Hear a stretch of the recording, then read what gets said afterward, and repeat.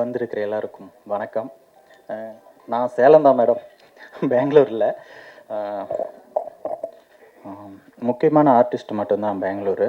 இது தமிழில் எடுத்த படம் தான் ஃபஸ்ட்டு. சார், சிறப்பு விருந்தினர்களுக்கு அனைவருக்கும் நன்றிங்க சார். இந்த படத்தை பற்றி ஜாஸ்தி நான் சொல்ல விரும்பலை, நீங்களே பார்த்துருப்பீங்க. ஏன்னா ஸ்டோரி ஆல்ரெடி சொல்லியாச்சு. ஒன்று ரெண்டு பேரை மட்டும் பற்றியும் சொல்லிக்கிறேன். யதீஷ், அவர் செல்ஃபிஷில் எனக்கு கூட நடித்தார், நல்லா பண்ணியிருந்தார். சரி, இந்த படம் நான் உருவாகிறதுக்கு காரணம் ரோஹித். அவர் தான் செல்ஃபிஷ் எடிட்டிங் சார் ஒரு 1 மந்த் டைம் வேணும் அப்படின்னு கேட்டார். சரி 1 மந்த் இருக்கிறோமே, ஏன் சும்மா உட்காந்துருக்கணும், ஒரு படம் பண்ணிடலான்னு சொல்லி யோசிச்சுட்டு இருக்கும்போது ஒரு கதை ஒன்று க்ரியேட் பண்ணேன். அதை பற்றி பேசிகிட்டு இருக்கும்போது ரொம்ப டிஃப்ரெண்ட்டாக எழுதியிருக்கேன், என்ன பண்ணலாம் அப்படின்னு சொல்லி யோசிச்சுட்டு இருக்கும்போது, ஏன் சார் நான் பண்ண மாட்டேனான்னு சொல்லிவிட்டு நண்பர் கேட்டார், யதீஷ். 2 பேரும் க்ளோஸ் ஃப்ரெண்டு. இல்லை சார், ரொம்ப ஸ்ட்ராங்காக இருக்குது, ரொம்ப கஷ்டமாக இருக்குது, உங்கள் கேரக்டருக்கு அப்படியே ஆப்போசிட் அப்படின்னு சொல்லி சொன்னேன். இல்லைங்க சார், கொடுங்க, நான் ட்ரை பண்ணுறேன், முடிஞ்சால் பாருங்கள், இல்லைன்னா மாற்றிக்கலாம் அப்படின்னா. சரி ஓகே சார் பண்ணலாம் அப்படின்னு சொல்லி ஸ்டார்ட் பண்ணால் நான் நினச்சதோட ரொம்ப நல்லாவே பண்ணார். மீதி சௌமியா, கிருஷ்ணா 2 பேருமே போட்டி நடிச்சிருக்காங்க. ரஞ்சித், அவர் என்னுடைய பழைய நண்பர், ஃபஸ்ட்டு படத்துலேருந்தே என் கூட இருக்கார். அவர்கிட்ட சரி நீ ரிஹர்சல் போ ரஞ்சித்து, இது டோட்டலாக வேறு மாதிரி இருக்கு, ஃப்ரெண்ட்ஷிப்பெல்லாம் அப்புறம்தான் அப்படின்னேன். இல்லை சார் நான் பண்ணிடுவேன்னாரு. சரி என்ன தான் பண்ணுவார்னு பார்க்கலான்னு கொடுத்தேன், நினச்சதோட நல்லாவே பண்ணியிருந்தார். அது கிருஷ்ணன்னா.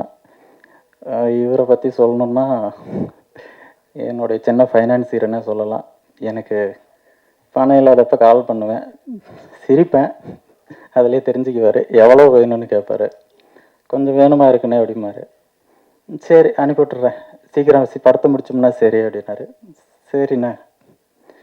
இந்த மாதிரி தான் சொல்லப்போனால் படம் பார்க்குறப்போ உங்களுக்கு கண்டிப்பாக திருப்தியாக இருக்குன்னு நான் நம்புகிறேன். படம் பாருங்கள், உங்களுக்கு பிடிச்சிருக்குன்னு எழுதுங்க. இது ஒன்று மட்டும் நான் கேட்டுக்கிறேன். ரொம்ப நன்றி. வந்திருக்க ப்ரெஸ் மீடியா எல்லாருக்கும் வணக்கம். ஆக்சுவலாக இந்த படத்தில் மொத்தம் 5 சாங் இருக்குது. ஆக்சுவலாக இப்போ 2 தான் ப்ளே பண்ணோம், இன்னும் கூடிய சீக்கிரம் ரிலீஸ் ஆகிடும். 5 பாட்டுமே கேட்டுட்டு நீங்கள் உங்களோட ரிவ்யூஸ் சொல்லுங்கள். அதே மாதிரி படம் வந்து சயின்ஸ் த்ரில்லராக இருக்கும். கொஞ்சம் எப்படி பார்த்தீங்கன்னா பயமுறுத்துகிற மாதிரி எல்லா சீன்ஸுமே இருக்கும். அவர் எடுத்திருந்தது எல்லாமே பயமுறுத்துகிற மாதிரியே இருந்துச்சு. ஆக்சுவலாக ஒர்க் பண்ணுறதுக்கும் கொஞ்சம் சேலஞ்சிங்காக தான் இருந்துச்சு. இப்போ படம் நல்லா வந்திருக்கு. கூடிய சீக்கிரம் தேட்டரில் பாருங்கள், எல்லாம் தேட்டரில் பார்த்து ரிவ்யூ சொல்லுங்கள். தேங்க்யூ. எல்லாருக்கும் வணக்கம். நான் இந்த படத்தில் வந்து விஎஃப்எக்ஸ் அண்டு டிஐ பண்ணியிருக்கேன். கேமராமேன் வந்து சூப்பராக ஒர்க் பண்ணியிருந்தார், டிஓபி.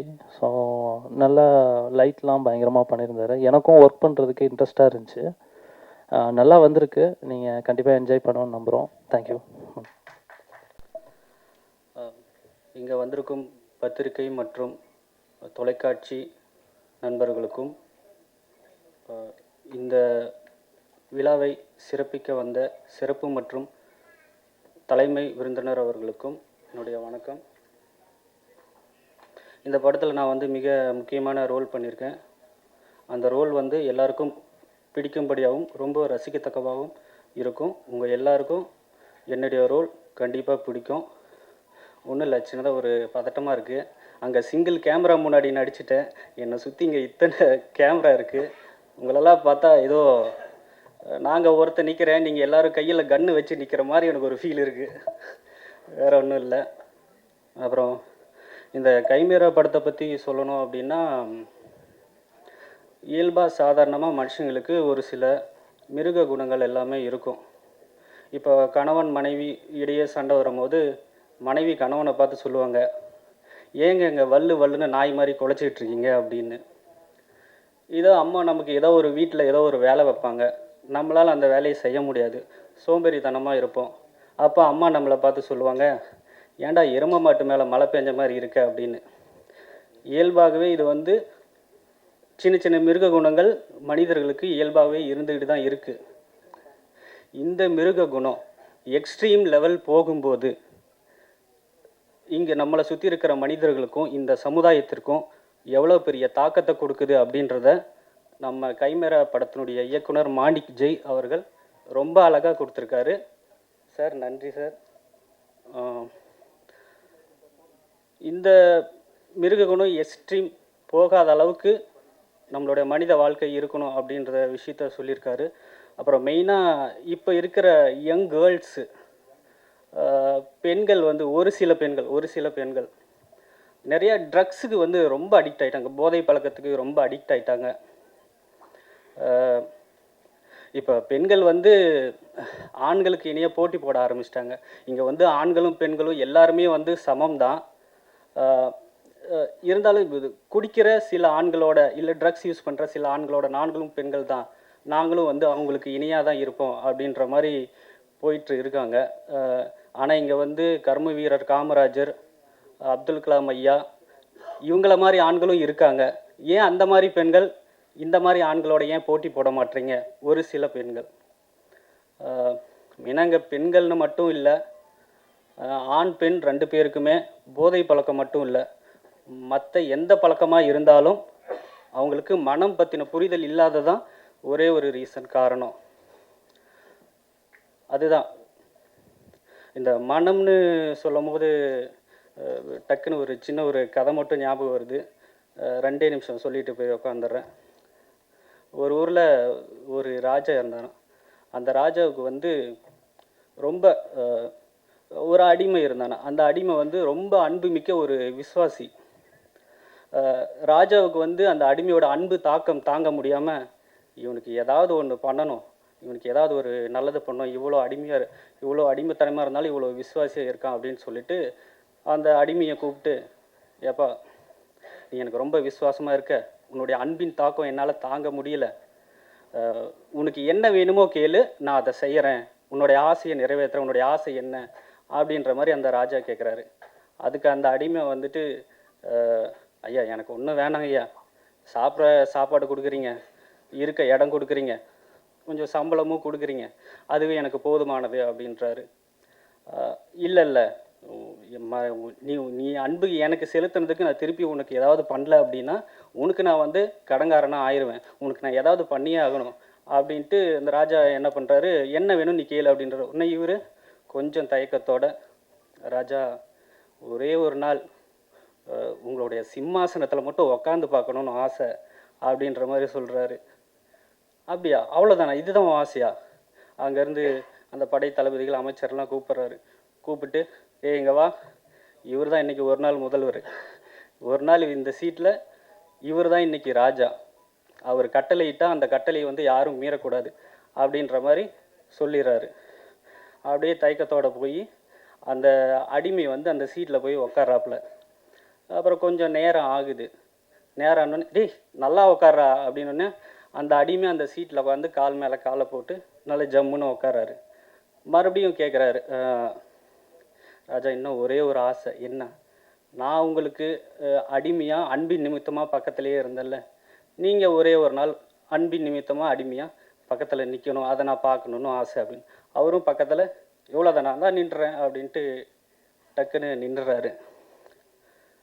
நின்னோடனே கொஞ்சம் நேரம் ஆகுது. ஆனோடனே மறுபடியும் அந்த அமைச்சர் படைத்தளபதியை கூப்பிட்டு, இங்கே வா, இவரை கொண்டு போய் சிறையில் போடு அப்படின்றாரு அந்த அடிமை. உடனே கொண்டு போய் அது சிறையில் போட்டாச்சு. இன்னும் கொஞ்சம் நேரம் ஆகுது. அவரை கொன்னுட்டு அவர் செத்துட்டாருன்ற செய்தியை வந்து என்கிட்ட சொல்லு அப்படின்னு அந்த அடிமை சொல்லுது. அவரும் அதே மாதிரியே, ஏன்னா இவர் தான் இன்றைக்கி வந்து முதல்வர், அதனால் அப்படியே கொண்டு போகிறாங்க, அவரை கொண்டுட்டாங்கன்ற செய்தியை வந்து இந்த அடிமைக்கிட்ட சொல்கிறாங்க. ஸோ என்னென்னா, மனம்ன்றது நம்மளுடைய அடிமை, அது அடிமையாக இருக்கிற வரைக்கும் நம்ம இங்கே வந்து ராஜாவாக இருக்கலாம். நம்ம அந்த பொசிஷனை இழந்துட்டோம் அப்படின்னா நம்ம மனசுக்கு அடிமையாயிரும். மனம் போன போக்கில் போனால் நம்ம லைஃப் அவ்வளோதான். அதை வந்து அழகாக ரொம்ப சொல்லியிருக்காரு நம்ம மாணிக் ஜெய் அவர்கள். இதுதான் தூண்டிலில் குற்றப்பட்ட புழு மீன் சுவைக்கணும்னு போனால் எப்படி மரணத்தை தழுவுதோ, அதே போல் விளக்கு வெளிச்சத்தால் ஈர்க்கப்பட்ட விட்டில் பூச்சி விளக்கை நோக்கி போய் எப்படி மரணத்தை தழுவுதோ, இந்த மாதிரி 1-2 புலன்களால் பாதிக்கப்பட்ட புழுப்பூச்சிக்கே இந்த நிலமைன்னா 5 புலன்களால் ஈர்க்கப்படுற நம்ம மனிதர்களோட வாழ்க்கை என்னன்னு நம்ம கண்டிப்பாக புரிஞ்சுக்கிட்டு கொஞ்சம் அவேராக இருக்கணும். நம்ம எம்ஜிஆர் பாடல்கள் வரியில் வர மாதிரி தான், நல்லதே பேசுவோம், நல்லதே நடக்கும். ஓகே, நன்றி. அப்புறம் ஒரு நிமிஷம், மேடை பேச்சுக்கு கொஞ்சம் புதுசு. ஒரு வார்த்தைகள் வந்து தவறுதலாக பேசியிருந்தா உங்கள் வீட்டு பிள்ளையா நினச்சி என்னை மன்னிச்சிருங்க. நன்றி, வணக்கம். எல்லாருக்கும் வணக்கம். என்னோட தமிழில் ஏதாவது தப்பு இருந்தால் மன்னிச்சுக்கோங்க, அது முதல்ல சொல்லிடுறேன். ட்ரெய்லர் பார்த்ததுக்கப்புறம் ரொம்ப ஹாப்பியாக இருக்குது. இந்த ரோல் பண்ணும்போது எனக்கு ரொம்ப சேலஞ்சிங்காக தான் இருந்தது. ஆனால் இது இவ்வளோ அழகாக வந்திருக்குன்னா அது டைரக்டர் மாணிக் ஜெய் சார்னால தான். And thank you sir. அப்புறம் எல்லோரும் தியேட்டரில் வரும்போது தியேட்டர் போய் பார்க்கணும். நல்லா இருந்தால் ரிவ்யூஸ் எல்லாம் கொடுக்கணும். Thank you so much. விழாவிற்கு வருகைக்கு அனைவருக்கும் என்னுடைய வணக்கம். மாணிக் சார் வந்து எனக்கு நீண்ட நாள் நண்பர். அவர் படத்தில் ஏற்கனவே ஒரு படத்தில் நான் பண்ணி முடிஞ்சிருக்கேன். பரம்பு அப்படின்னு ஒரு படம் பண்ணார். அந்த படத்தில் நான் வந்து அப்பா கேரக்டர் பண்ணேன். அப்புறம் அதை தொடர்ந்து அடுத்த படம் பூஜை போட்டார். பூஜை போடும்போது மாணிக் எனக்கு அடுத்த படத்தில் என்ன கேரக்டர்னு கேட்டேன். இல்லைனா இந்த படம் வேணாம், அடுத்த படம் பண்ணிக்கலான்னு சொன்னார். ஏன் மாணிக்க அப்படின்னு.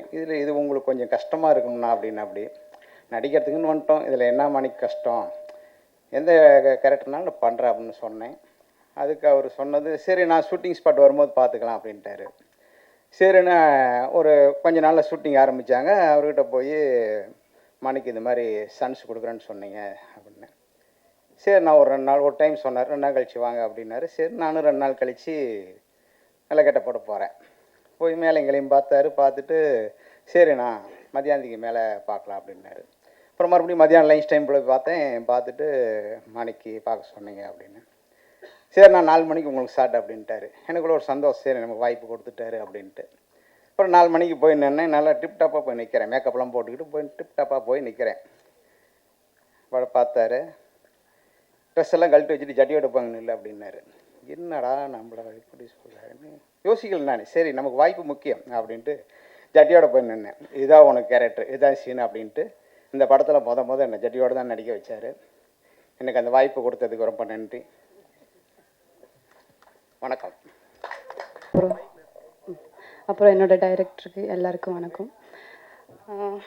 நான் இந்த கதைக்கு வர்றதுக்கு முன்னாடி டைரக்டர் மாணிக்கம் சார் கூட நடிச்சிருக்கேன். அவங்கள வந்து எனக்கு 13 வருஷமாக தெரியும், கிட்ட 13 வருஷமாக. அவங்க வெல் டேலண்டட், ஆனால் ரொம்ப ஹார்ட் ஒர்க்கு. அவங்க சும்மாவே உட்கார மாட்டாங்க, யோசிச்சுட்டே இருப்பாங்க. நாங்கள் ஏதோ ஒன்று பேசினா அவங்க எங்கேயோ எடுத்துகிட்டு போயிடுவாங்க கதையை. நான் என்ன கேட்டேன்னு மறந்துடுவேன். சரி சார், ஓகே சார் அப்படின்ட்டு போயிடுவேன். அதுக்கப்புறம் யோசிப்பேன் என்ன தான் பேசினேன் என்ன அப்படின்ட்டு. ஏன்னா அவங்கக்குள்ளே அவ்வளோ திறமை இருக்குது, அவ்வளோ விஷயத்த யோசிக்கிறாங்க. இப்போ உள்ள ஜென்ரேஷனுக்கு என்னென்ன தேவையோ, மக்களுக்கு என்னென்ன தேவையோ, என்ன இல்லை, என்ன வரப்போகுது, இதெல்லாமே கம்மிங் ஜென்ரேஷனில் என்ன தேவையோ அத்தனையும் இப்போ யோசிக்கிற மென்டாலிட்டி நம்ம டைரக்டர் சார். அவங்க எனக்கு என்னோடய படம் வந்துட்டு பரமு. அதில் எனக்கு சின்ன ஒரு ரோல், அவ்வளோதான். அதுக்கப்புறம் நம்பி எனக்கு திரும்பி கொடுத்தாங்க. எனக்கு ஆக்டிங்கே தெரியாத டைமில் எனக்கு ஆக்டிங் கற்றுக் கொடுத்தது, எனக்குள்ளே இருக்க டேலண்ட்டு பார்த்து எனக்கு வாய்ப்பு கொடுத்த டைரக்டர் சாருக்கு எனக்கு கோடியான கோடி நன்றி. அப்புறம் எனக்கு சுத்தமாக தமிழ் தெரியாது. இப்போ தான் இந்த 13 வருஷமாக அவங்க கூட இருந்து கற்றுக்கிட்டது தான் நான் எல்லாமே. ஸோ இப்படியே ஒரு ஸ்டெப்லேயும் அவங்க எனக்கு ஒரு விஷயம் கற்றுக் கொடுத்துட்டே இருக்காங்க. அவங்க எல்லா ப்ராஜெக்ட்லேயும் எனக்கு ஒரு சின்ன ரோல் கொடுக்கணும்னு அவங்க யோசிக்கிறாங்க. ஸோ அதுக்கு நான் எப்போவுமே நன்றி கடன் இருக்கேன். அப்புறம் இந்த படத்தை பற்றி நான் சொல்லணுன்னா, இந்த படத்தை பற்றி அவங்க வந்து அவங்க ரஞ்சித் சார் சொல்கிற மாதிரி இது ஒரு அனிமல் படம். மீன்ஸ் என்ன சொல்கிறது, மனுஷக்குள்ளே இருக்கிற ஒரு மிருகோட கதை, சரிங்களா? அது என்னன்னா, இப்போ எல்லாருக்குள்ளே ஒரு முன்னாடி பார்த்தா எல்லோரும் நல்லவங்களா தெரிவாங்க. அவங்க உள்ளுக்குள்ளே எவ்வளோ வந்து இது இருக்குன்னு அவங்களுக்கு தெரியும். கொடுமையான ஒரு கேரக்டர் உள்ளுக்குள்ளே இருக்கும். அது அவங்கக்கிட்ட வெளிப்படையாக சொல்ல மாட்டாங்க. நடிச்சுட்டே இருப்பாங்க. ஆனால் சில ஒரு சர்டன் டைமில் அது எப்போவுமே உள்ளுக்குள்ளே இருக்காது. அது வெளிப்படையாக வந்துடும். அந்த ஒரு அழகான ஒரு காட்சியை சார் வந்துட்டு தெளிவாக புரிய வச்சுருக்காங்க இந்த கதையில். ஸோ அப்படி தான் மனிதங்களை யார் எப்படின்ட்டு ஜட்ஜ் பண்ண முடியாது. எல்லாருக்குள்ளே ஒரு மிருகம் இருக்கும். அந்த மிருகத்தை எடுத்து காட்டியிருக்காங்க. இந்த படம் பார்த்து நீங்கள் வெளியில் வரும்போது உங்களுக்கே தெரியும் 100% நீங்கள் சாட்டிஸ்ஃபேக்ஷனாக இருக்கீங்க. அப்புறம் வந்துட்டு நம்ம ஹீரோ சார் பற்றி சொல்லி ஆகணும். அவங்க பார்க்கும்போது ஆக்சுவலி நிறைய டேலண்டடு. அவங்க கூட பேசும்போதே தெரியும் அவங்க இவ்வளோ டேலண்ட் இருந்து ஏன் இன்னுமே அவங்க க்ரோத் வரல, ஏன் இன்னும் அவங்களுக்கான ஒரு ஸ்பேஸ் அவங்க எடுத்துகிட்டு வரலன்ட்டு. பிகாஸ் அவங்க நல்லா நடிப்பு வரவங்களுக்கு நல்ல வாய்ப்பு கிடையாது. ஒன்றுமே தெரியாத திறமை இருக்கவங்களுக்கெல்லாம் இதில் வாய்ப்பு இருக்குது. ஏன்னா அவங்களுக்கு காசு பணம் பின்ன அதனால தான் எல்லாமே ரெஸ்பெக்ட் பண்ணுறாங்க. ஆனால் வாய்ப்பு இருக்கவங்க எப்போவுமே கீழே தான் இருக்காங்க. கிட்ட இந்த படம் இது எல்லாமே வந்து நம்ம ஸ்டார்ட் பண்ணது சார் மாணிக்கம் சார் வந்துட்டு என்றைக்கும் வந்து க்ரோ அப் ஆகிருக்கணும். ஏன்னா அவங்க திறமை அவங்க கஷ்டம் மட்டும் தான் இங்கே வரைக்கும் கொண்டு வந்திருக்கு. காசு பணம் மற்ற எதுவுமே கிடையாது. ஸோ முடிஞ்சவளுக்கும் இந்த படமே தியேட்டரில் மட்டும் பாருங்கள். முடிஞ்சவளுக்கும் எல்லாரையும் சப்போர்ட் பண்ணுங்கள். மீண்டும் மீண்டும் நம்மளை மாதிரி ஆர்டிஸ்ட்டுங்க, நம்மளை மாதிரி கஷ்டப்படுற எல்லாருக்கும் நீங்கள் தெளிவாக புரிய வைங்க. ஸோ இதுதான் ஒரு thank you so much everybody. Thank you so much sir. மேடையில் விட்டிருக்கும் முன்னோடி கலைஞர்களுக்கும், பத்திரிகை தொலைக்காட்சி இணையதள ஊடக நண்பர்களுக்கும், இங்கு கூடியிருக்கின்ற அன்பு உள்ளங்களுக்கும் என் இனிய மாலை வணக்கம். கைமேரா திரைப்படத்தில் நான் 4 பாடல்கள் எழுதியிருக்கிறேன். முதல் காதல் முதல் பார்வை இந்த சூழலுக்கு எப்பொழுதும் எழுதக்கூடிய வகையில் நான் காதல் கண்டு நான் மயங்கி விட்டேன்கிற அந்த சூழ்நிலையில் எழுதியிருக்கேன். இரண்டாவது வந்து பயணங்களை பற்றி 2 பாடல்கள் எழுதியிருக்கிறேன். அது என்னுடைய வாழ்வியல் அனுபவங்கள், நான் கண்ட அந்த தனிமை, இதையெல்லாம் சந்தித்து இந்த பாடல் எழுதியிருக்கிறேன். அடுத்ததாக ஒரு துள்ளல் இசை பாடல். இந்த 4 பாடல் எழுதியிருக்கிறேன். உங்கள் அனைவரது அன்பு நல்வாழ்த்துக்கள் என் பாடல் பயணத்தை மென்மேலும் வெற்றிகரமாக்கும் என்று கூறி வாய்ப்பிற்கு நன்றி கூறி விடைபெறுகிறேன். நன்றி, வணக்கம்.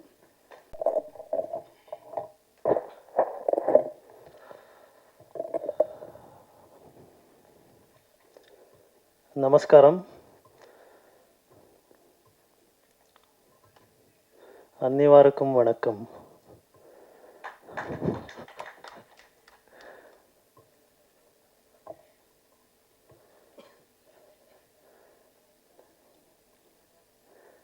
இந்த தினம் ஒரு ரொம்ப ஸ்பெஷலான தினம்.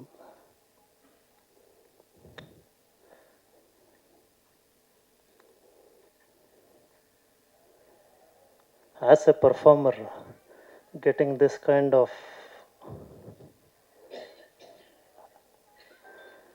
opportunity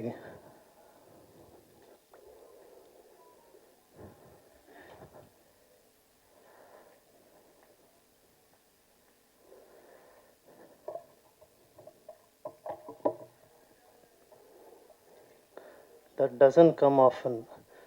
In the movie, in the character, it has given something into me.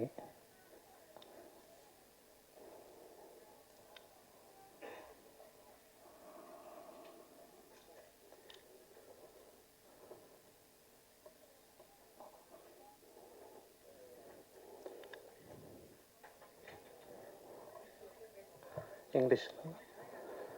From the first day of the shoot till now,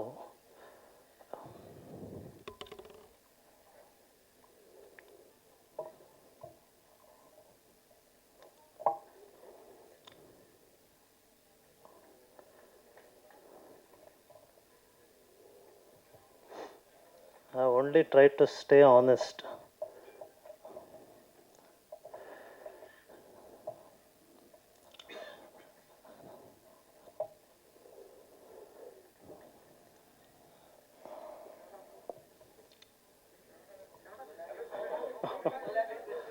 Okay.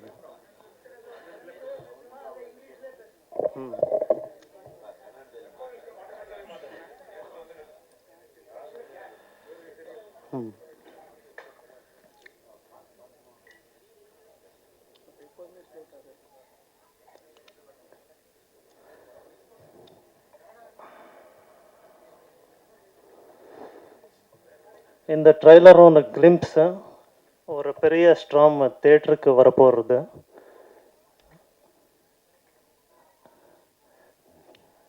After coming out of the theatre,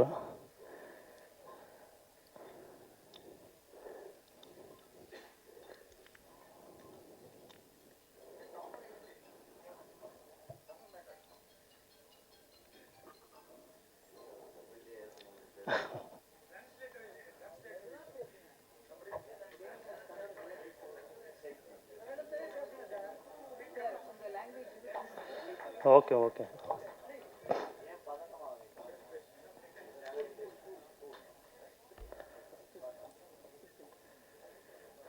ಕೈಮೇರ ಚೆನ್ನಾಗಿ ಮಾಡಿದ್ದೀವಿ ಮೂವಿ. ಎಲ್ಲರೂ ಬಂದು ಥಿಯೇಟ್ರಿಗೆ ನೋಡಬೇಕು. ತಮಿಳ್ನಾಡಿಗೆ ಬಂದು ಮಾಡಿದ್ದೀವಿ. ರೀಸೆಂಟಾಗಿ ನಮ್ಮ ಶಿವರಾಜ್ ಕುಮಾರ್ ಸರು ಇಲ್ಲಿಗೆ ಬಂದಿದ್ದರು. ಫಸ್ಟ್ ಕ್ಲಾಸಾಗಿ ತಮಿಳಲ್ಲಿ ಮಾತಾಡಿದ್ದಾರೆ. ಸೊ ನೆಕ್ಸ್ಟ್ ಸಿನಿಮಾದಲ್ಲಿ ನಾನು ತಮಿಳಲ್ಲಿ ಮಾತಾಡೋದಕ್ಕೆ ಟ್ರೈ ಮಾಡ್ತೀನಿ. ಇನ್ನೊಂದು ಸ್ವಲ್ಪ ದಿನದ ಮಟ್ಟಿಗೆ ಇನ್ನೊಂದು ಸಿನಿಮಾ ಈಗ ಆಲ್ರೆಡಿ ಪೂಜೆ ಆಗಿದೆ ಬೆಳಗ್ಗೆ, ಅದ್ರ ಬಗ್ಗೆನೂ ಮಾತಾಡಬೇಕು ಅಂತ ಅಂದ್ಕೊಂಡಿದ್ದೀವಿ. ಸೊ ಈ ಕೈಮೇರ ಅನ್ನೋದು ಒಂದು ಸರಿ ನೀವು ಥಿಯೇಟ್ರಲ್ಲಿ ನೋಡಿದ ತಕ್ಷಣ ಆಚೆ ಬಂದ ಮೇಲೆ ಆ ಒಂದು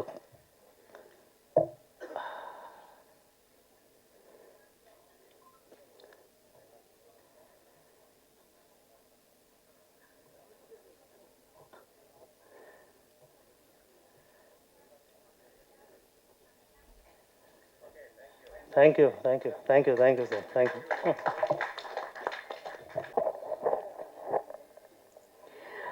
எல்லாருக்கும் வணக்கம். இங்கே வந்திருக்க ப்ரெஸ் மீடியா அண்ட் மேடையில் உட்காந்துட்டு இருக்கிற ஜாம்பவாங்களை எல்லாம் பார்க்கும்போது எனக்கு ஒரே ஒரு குரல் தான் வந்து ஞாபகம் வருது. குடி செய்வல் என்னும் ஒருவருக்கு தெய்வம் மடித்தற்றுதான் முந்தோறும். அதுக்கு என்ன அர்த்தம்னா, நம்ம வாழ்க்கையில் எப்போவுமே மேலைக்கு மேலே போயிட்டுருக்கும்போது நிறைய நியூ கமர்ஸ் வந்துட்டு இருப்பாங்க. ஓகே, ஸோ ஒருத்தங்க வந்து ரொம்ப கிரேட் லீடராக இருக்க முடியுது, ஒரு தலைவராக இருக்கிறதுக்கு ஒரே ஒரு காரணம் வந்து அவங்க கிரேட்டாக இருக்கிறது மட்டும் போதாது, கூட இருக்கிறவங்கள கூட அவங்க சப்போர்ட் பண்ணால் மட்டும் தான் அவங்க கிரேட் லீடராக இருக்க முடியும், ஒரு கிரேட் ஹியூமன் பீனாக இருக்க முடியும். ஸோ இன்றைக்கி நான் பார்க்குறேன், இது வந்து புதுமுகங்கள் எல்லாருமே ரொம்ப நல்லா நடிச்சிருக்காங்க. மாணிக்கம் சார் என்ன நல்லா தெரியும். அதோட ஒரு உதாரணம் வந்து ஜான் சார். எல்லா யங்ஸ்டர்ஸை வந்து அவங்க சப்போர்ட் பண்ணுவாங்க. அவங்க சப்போர்ட் பண்ண நிறைய பிஆர்ஓஸ் மேனேஜர்ஸ் எல்லாம் நம்ம பார்க்க முடியுது. இன்றைக்கி எல்லோரும் மீட் பண்ணேன். எல்லாருமே ஒரு ஃபேமிலியாக வந்துட்டு சப்போர்ட் பண்ணிகிட்ருக்காங்க. அண்ட் மேடையில் உட்காந்துட்டு இருக்கிற ஜாம்பவாங்கள் ஆர்யுது கமாசரன் பெரும்ப சார் பற்றி சொல்ல போனோன்னா, எப்படி ஒரு எவ்வளோ அக்கம்ப்ளிஷ் பண்ணியிருக்காங்க லைஃப்பில். ஆனால் ஒரு யங்ஸ்டர்ஸை வந்து சப்போர்ட் பண்ணணும். ஸோ இந்த ஒரு குரல் தான் எனக்கு மைண்டில் வந்தது இருக்கும். ஸோ இதுலேருந்து இந்த ஈவெண்ட்லேருந்து எடுத்து போகிற ஒரே ஒரு விஷயம் வந்து, நீங்கள் எந்த உயரத்துக்கு போனாலும் மற்றவங்களுக்கு நீங்கள் வந்து உதவியாக இருக்கணும். ஸோ இது வந்து ஃபுல் அண்ட் ஃபுல் ஒரு ஃப்ரெஷ் டீம் வந்து இந்த படத்தை வந்து பண்ணியிருக்காங்க. ஸோ எல்லாருமே வர ஃப்ரெஷ் முகங்களை வந்து நீங்கள் சப்போர்ட் பண்ணுங்கள். ஏன்னா இந்த இண்டஸ்ட்ரிக்கும் ரொம்ப ஹெல்த்தியான விஷயம், என் சொசைட்டிக்கும் ரொம்ப ஹெல்த்தியான விஷயம். So thank you so much.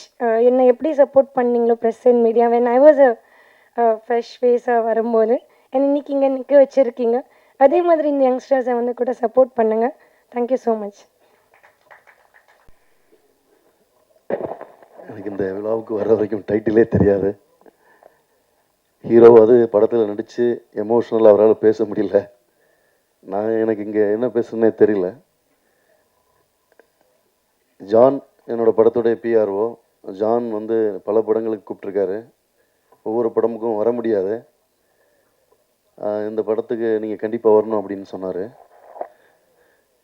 இயக்குனர் மாணிக் ஜெயின், தமிழ் சேலம்ங்கிறாரு, ஆனால் பேர் நார்த் இந்தியன் நேம் மாதிரி இருக்கேன். என் படத்தில் நடித்த ஹீரோ ஜெய். ஓ, என் இனிஷியல் என்ன? ஓகே, இப்படி தான் பல நேரம் மாட்டிக்கிறான்ட்டு. ஹீரோ, படத்தில் நடிச்சிருக்கக்கூடிய ஹீரோயின்ஸ், தமிழ் சினிமாவில் எப்போவுமே திறமையானவங்களுக்கு எப்போவுமே இடம் உண்டு. அதனால் வந்து இங்கே வந்து திறமையானவர்களுக்கு இடம் இல்லைன்னு ஃபீல் பண்ண வேண்டாம், கொஞ்சம் தாமதமாகும். அதுக்கு நிறைய பேர் உதாரணம் இருக்காங்க, நடிகர்கள்லேருந்து இயக்குநர்கள்லேருந்து. எங்களுடைய சங்கத்துடைய மிக முக்கியமான ஆர் உதயகுமார் சார் ஆகட்டும், பேரரசு சார் ஆகட்டும், அதுக்கு பெரிய உதாரணங்கள். எந்த பின்னணியும் இல்லாமல் வந்து இன்றைக்கி வந்து மிகப்பெரிய இடத்துல இருக்கிறதுல.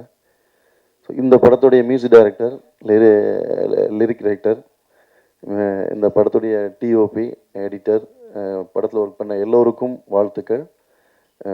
ஜான், உங்களுக்கு ஜான் எனக்கு ரொம்ப பிடிக்கும். ஜானுக்கும் வாழ்த்துக்கள். நன்றி. தொகுப்பாளினி கவிதா மேடம் ரொம்ப அழகாக தெளிவாக பேரரசு மாதிரி இல்லாமல் தமிழ் பேசக்கூடியவர். பிகினிங்கில் கன்னடத்தில் பேசுகிறாங்க, கன்னடம் தானே? ஆமாம். எனக்கு ஆச்சரியம் போச்சு, பேசுகிறது கவிதா தானா இல்லை பெங்களூர் இறக்குமதியா அப்படின்ட்டு ஒரு டவுட்டு. இவ்வளோ அழகாக கன்னடம் பேசுகிறாங்களே. இல்லை இடையில கமல்ஹாசன் சாருக்கு சின்ன பிரச்சனை வந்துடுச்சு, அதில் பயந்து போய் கன்னடம் கற்றுக்கிட்டாங்களா? ஏகப்பட்ட கேள்வி. ஆனால் அதுக்கப்புறம் தமிழில் கொஞ்சம் பேசி தமிழிச்சு தான் அப்படின்ட்டு நிரூபிச்சிட்டாங்க. கதாநாயகன் நீங்கள் அமைதியாக இருந்தாலே அழகு, பேசணும் அவசியம் இல்லை. அவருக்கு தமிழில் பேசுகிறதா, இங்கிலீஷில் பேசுகிறதா, இல்லை தமிழ்நாட்டில் வந்து கன்னடம் பேசுனா தப்பாக போயிடுமா, இத்தனை கொஸ்டின். தமிழர்கள் வந்து அப்படி இல்லை, நீங்கள் எதை பேச ரசிப்போம். நாங்கள் கன்னடம் பேச ரசிப்போம், தெலுங்கு பேச ரசிப்போம், மலையாளம் பேச ரசிப்போம். எங்களுக்கு மொழியே பிரச்சனை இல்லை. தமிழர்கள் மாதிரி பெருந்தன்மையாலும் யாருமே இல்லைங்க. இங்கே திறமை தான் முக்கியம். எங்களுக்கு பிடிக்கணும், அவ்வளோதான். ரஜினி பிடிச்சி போச்சுன்னா நாங்கள் சூப்பர் ஸ்டாராக கொண்டாடிடுவோம். சரோஜா பிடிச்சி போச்சுன்னா கன்னட க்ளீனாக பட்டம் வைப்போம், நாங்கள் வைப்போம், தைரியம் வைப்போம். கன்னட க்ளீன்ட்டு நீ கன்னட பைங்கில் அவர் தேவராஜர் கட்ட வச்சுருக்காரு. அவங்களுடைய அந்த காலகட்டமில் நம்ம சிம்ரன் குஷ்புனா கட்ட சொல்லுவோம். பானுமதி சரோஜாதேவினா அவர் என் பட்டம்லாம் கட்ட சொல்லுவார். என்னடா கன்னட பைங்கிலி. நீங்கள் அங்கேயே நாங்கள் எங்கள் தமிழ் பொண்ணை நடிக்க வைக்க அனுப்புகிறோம், நீங்கள் தமிழ் பைங்கிலி இங்கே பட்டம் வைப்பீங்களா? யாராவது? நாங்கள் வைப்போம்யா, வைப்போம் இல்லைண்ணே? ஆமாம், கன்னட கட்டழகி நாங்கள் நல்லா வைப்போம். சொல்கிறேன், நீங்கள் பயப்படக்கூடாது. ஹீரோ வந்து நீங்கள் கன்னடத்தையும் பேசுகிறீங்க அழகா. பாருங்கள், நீங்கள் இங்கிலீஷ் பேசும்போது இங்கே யாரும் கைதட்டலை, ஆனால் கன்னடம் பேசும்போது அங்கே எல்லோரும் கைதட்டோம். அதான் தமிழர்கள். தமிழ் பெருமை சொல்லிட்டே போகலாம். எங்களுக்கு தெரிஞ்ச விஷயம் இது வரைக்கும் தமிழில் இருந்தால் உலகத்தின் முதன்மொழி தமிழ் சொல்லிக் கொடுத்துட்டாங்க. எங்களுக்கு தமிழில் இருந்தால் தெலுங்கு போச்சு சொல்லிக் கொடுத்துட்டாங்க. தமிழில் இருந்தால் மலையாளம் உருவானதும் சொல்லிக் கொடுத்துட்டாங்க. தமிழில் இருந்தால் கன்னடம் உருவாச்சும் சொல்லி கொடுத்துட்டாங்க. இதெல்லாம் வரலாறுன்னு நாங்கள் நம்புகிறோம். கன்னடம் வேறு தமிழ் வேறுனா ஓகே, எங்கள் ஆர்குமெண்ட் பண்ண மாட்டாங்க. நாங்கள் எங்கள் நம்பிக்கை சொல்கிறோம். கன்னடத்துக்கும் தமிழ் சம்மந்தம் இல்லை. யாரும் ஆர்குமெண்ட் பண்ணுறாங்களா? யாராவது?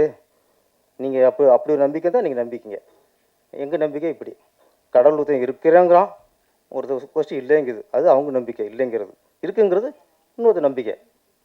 அது மாதிரி இங்கே தமிழ் மண்ணில் மொழிக்கும் கலைக்கும் சம்பந்தம் இல்லை. உங்களை வரவேற்கிறோம், வாழ்த்துக்கள். போதுமா கவிதா மேடம்? கண்டென்ட் போதுமா? அதுக்கு அவர் இருக்காரு.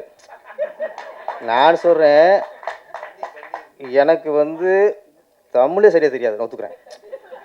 ஆனால் எங்கள் தலைவர் இருக்கார்ல, இயக்குனர் தலைவர், தமிழோட கன்னடம் அழகாக பேசுவாங்க. உண்மையை நான் உங்களுக்கு சொல்கிறேன். உண்மை இல்லையா? நான் பார்த்துருக்கேன் பெங்களூரில். இங்கே நான் கன்னடம் பேசி பார்த்தது இல்லை. ஆமாம். அங்கே பெங்களூர் போயிட்டு ரூட்டு கேட்குறான். நான் எப்படா கேட்குறேன், அப்படியே கன்னட கவிதை மாதிரி வருது. அவன் டிரைவர் மேலாடுறான், அவரை விட நல்லா பேசுகிறார். கன்னடத்தில் பெங்களூரில் இருக்க டிரைவரை விட அவர் திருத்துறாரு, அப்படி பேசக்கூடாது அப்படிங்கிறாரு. என்னடா அது? அப்போ அந்த அளவுக்கு கற்று வச்சிருக்காரு. ஏன்னா அவர் நினச்சிருக்காரு இங்கேயும் இல்லை அங்கேயும் ஒரு எஜமான் எடுக்கணும், அங்கேயும் ஒரு சின்ன கொண்டு எடுக்கணும்னு நினச்சி கற்றுக்கிட்டாரு நினைக்கிறேன். நீங்கள் அப்புறம் தனியாக சொல்லுங்க. அங்கே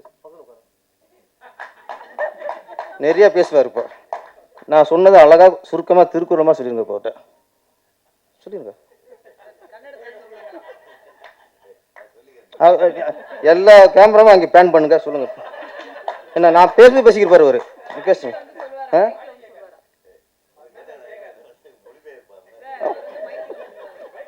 நீ ஓகே. புரியுமா? சரி.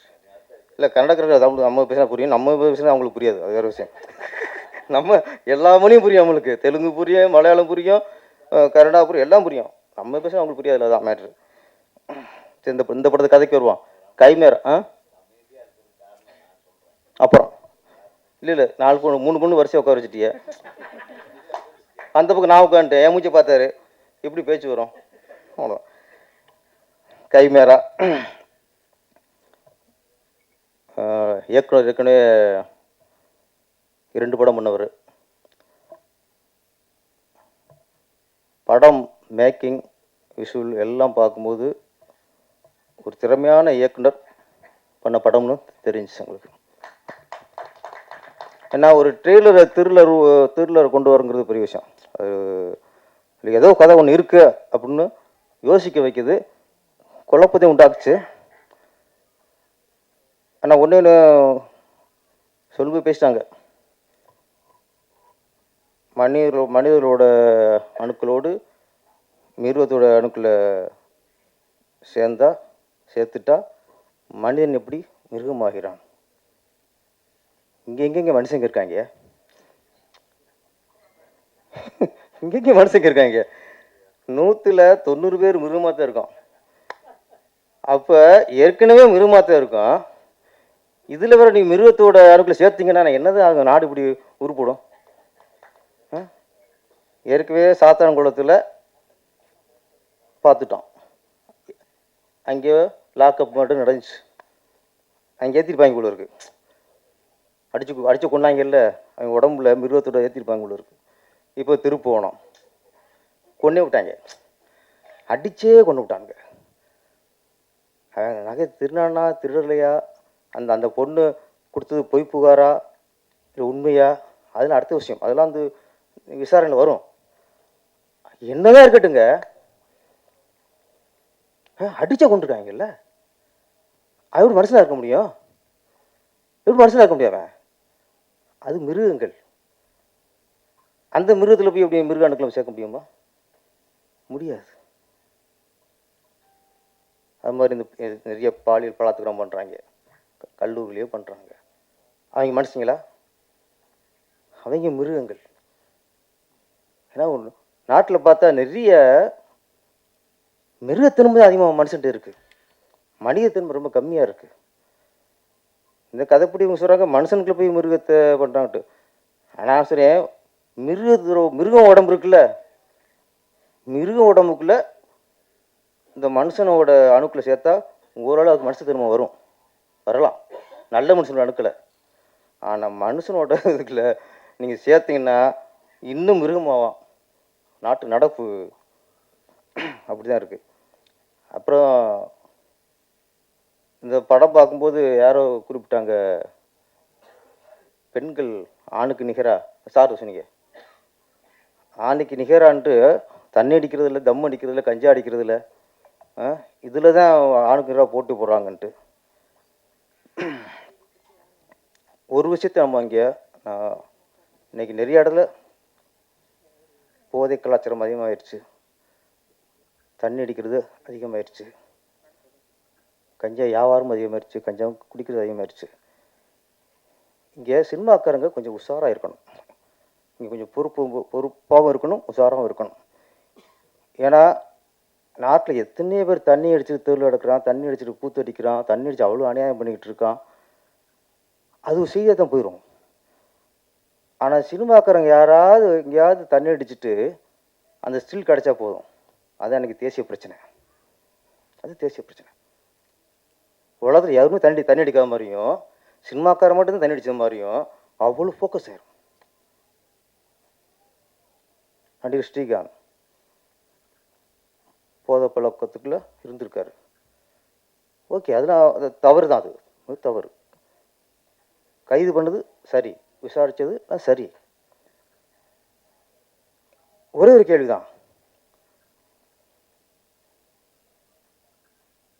பல்கலைக்கழகத்தில் ஒரு பொண்ணை ஒருத்தர் கற்பழிச்சார்ல, அவர் பேசுறதா ஞாபகம் இருக்குமா? இந்த அளவுக்கு படம் பிடிச்சி அவளை ஃபோக்கஸ் பண்ணாங்களா? இல்லை.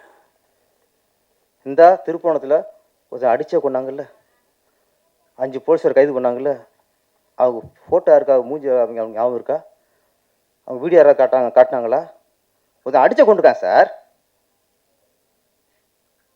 ஏதோ ஒரு எங்கேயோ எடுத்த ஃபோட்டோ தான் நம்மளுக்கு ஃபேஸ்புக்கில் போடுறாங்களே தவிர இது ஒரு பேப்பரில் எதுலையோ தனித்தனியாக ஃபோட்டோ போட்டு அவங்க அரெஸ்ட் பண்ண வீடியோ போட்டு அவங்க அரெஸ்ட் பண்ணி ஜெயிலில் தள்ளினாங்களா, அந்த வீடியோ போட்டு காட்டினாங்களா? காட்ட மாட்டாங்க.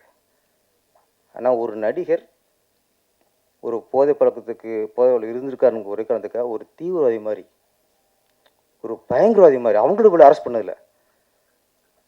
ஜீப்பில் ஏற்றுனதுலேருந்து காரில் கொண்டு போகிறதுலேருந்து அவ்வளவு நாட்டில் குண்டு வச்சு ஒரு 200-3000 பேரை கொன்னது மாதிரி ஒரு அவ்வளோ பில்டப். போதை பழக்கம் வேறு எங்கேயுமே இல்லை. போதை விற்றான் பாருங்க 2000 கோடிக்கு, அவங்க கூட சரியாக சில்லு நமக்கு வந்ததில்லை. இது வரைக்கும் விற்றவன் கூட சில்லு கூட வந்ததில்லை. சினிமாக்காரெல்லாம் நமக்கு கொஞ்சம் ஆசைறேன், அதுக்கு நான் நியாயப்படுத்தலை. கொஞ்சம் உஷாராக இருக்கணும், நம்ம கொஞ்சம் உதாரணமாக இருக்கணும். நம்ம இந்த மாதிரி தப்புல மாட்டினா நம்மளை தேசத்துறைக்கு மாதிரி காட்டிடுவாங்க, இந்த உலகம் காட்டிடும் சினிமாக்காரனை மட்டும். ஆனால் தேசத்துறம் பண்ணாலும் அப்படி காட்டாது. இந்த சின்ன சின்ன தவறு பண்ணவங்கள தேசத்துறம் பண்ண அளவுக்கு நம்மளை காட்டிடும். அதனால் சினிமாக்காரெல்லாம் கொஞ்சம் நம்ம கொஞ்சம் கவனமாகவும் இருக்கணும். இதில் காட்டுது படம் தான், இதில் பெண்கள் வந்து தண்ணி அடிக்கிறாங்க, தம் அடிக்கிறாங்க. இது கதாபாத்திரம் பார்த்துட்டு மறந்துடணும். இதே இது ஒரு நடிகை வந்து எங்கேயாவது பப்ளிக் தம் அடிச்சு ஒரு சில் கிடைக்கிட்ட முடிச்சு, அவ்வளோதான், ஒரு மாதத்துக்கு வச்சு செஞ்சுடுவோம். அது மாதிரி இந்த இந்த கைமாறாங்கிறது சயின்டிஸ்டாக சொல்கிறீங்க, நிறைய அந்த சமூக வலைதளங்களையும் இந்த மாதிரி மிருகங்கள் இருக்காங்க சொல்ல வரேன். மிருகங்கள் இருக்காங்க, வன்மம் கக்குறது. ஒரு படத்தை பார்க்காமலே எப்படி இருக்குன்னு தெரியாமலே அதை ஓச்சிறது. இது ஒரு நோய் இருக்கு, இப்போ வந்திருக்கு. இப்போ ரோல் பண்ணுறது, இவங்களுக்கு பிடிக்கலன்னா மக்களுக்கு பிடிக்கலன்னு நினச்சி வச்சுருது. இவங்களுக்கு பிடிக்கல வச்சுங்களேன், மக்களுக்கே பிடிக்கூடாங்கிற அளவுக்கு ரோல் பண்ணுறது. இது ஒரு மிருகம் தான். இதுக்குள்ளே போய் இன்னொரு நம்ம சேர்த்து வச்சுங்களேன், யாரும் படமே எடுக்க முடியாது, ரிலீஸே பண்ண முடியாது, அந்தளவுக்கு ஆயிரும். நம்ம இயக்குனர் மாணிக் ஜெய் புது முயற்சி. நான் இந்த மாதிரி ஒரு கண்டென்ட் யாரும் பண்ணதில்லை, ஒரு புது முயற்சி. இந்த முயற்சி வெற்றி அடையணும். வெற்றி அடையணும்னா அதுக்காக நீங்கள் மனுஷனுக்கு போய் மிருகத்தோடு சேர்த்து வெற்றி அடிக்காது. என்ன, மனிதர்களுக்குள்ள நல்ல ஆத்மாக்களோட அணுக்களை சேர்ப்போம் கொஞ்சம். அந்த மாதிரி அடுத்து ஒரு படம் எடுங்க. நன்றி, వణకం. అందరూ బాగున్నారా? ఎప్పుడు వచ్చారు, ఏం చేశారు, టీ అన్నీ తాగారా, ట్రైలర్ చూసారా? బాగుందండి రాసండి, బాగలేదంటే బాగలేదని రాసండి, అంతే. ఏమైపోతుంది? ఓకేవాப்பா? ஆரம்பிக்கிறேன்ப்பா. சுந்தர தெலுங்கை பேசி అడ ఎంత చేట, ఎంత పరయున్నది నీ చెప్పుకో, ఎంత పరయున్నది? ತುಂಬ ಚೆನ್ನಾಗಿತ್ತು ಒಂದು ನಮ್ಮ ಡೈರೆಕ್ಟರ್ ಅಸೋಸಿಯೇಷನ್ ಸೆಕ್ರೆಟರಿ ಇದವರು ಹೇಳಿದ್ದಾರೆ ಈ ಸಿನಿಮಾ ನೋಡಿಬಿಟ್ಟು.